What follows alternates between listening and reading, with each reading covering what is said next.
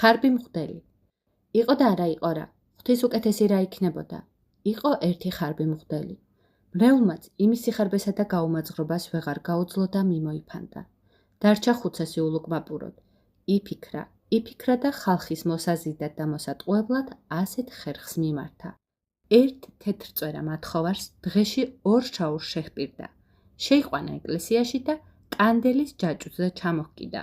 ვითომ და ღმერთი გამომეცხადაო. ძირს შესაწირისთვის მწვანე ბაღდადი გაშალა და ხალხს ზარის რეკვით მოუხმო. მოდით და ღვთის სასწაული ყველამ თქვენი თვალით ნახეთო. მოვიდა და მოვიდა ხალხი.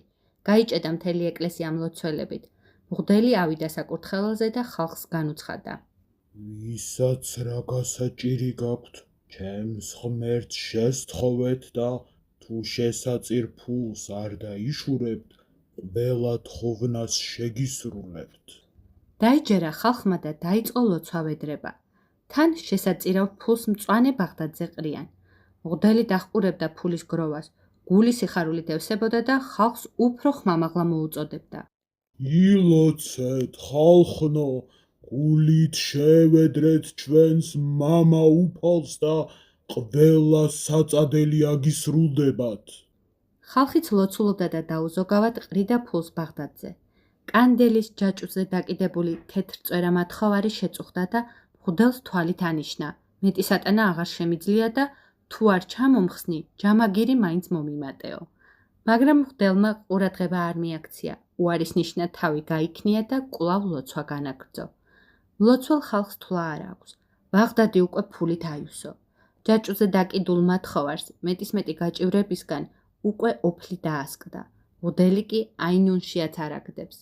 თვალი მხოლოდ ფულის გროვაზე უჭირავს და ხალხს კვლავ ღვთის ერთგული სამსახურისაკენ მოუწოდებს.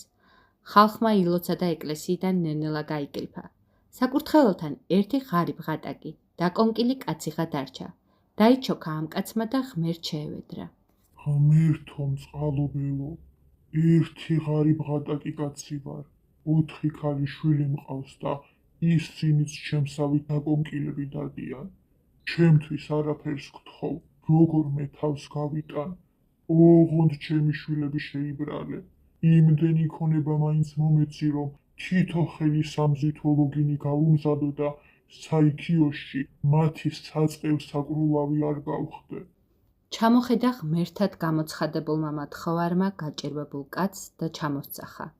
რა კი ასე გიჭირს, დღევანდელი ჩემი შემოსაწირი მთლიანად შენთვის დამითმია. მოხვედე ეგ ფული და წაიღე. გახარებულმა ღარიბმა კაცმა ფულს ორივე ხელით დაუწყო ხვედა. გადმოხედა მღვდელმა საკურთხევლიდან და დაუყვირა. რა შვები კაცო, შესაწირ ფულს რომ იღებ, ღმერთი ხომ გაგირისხდება?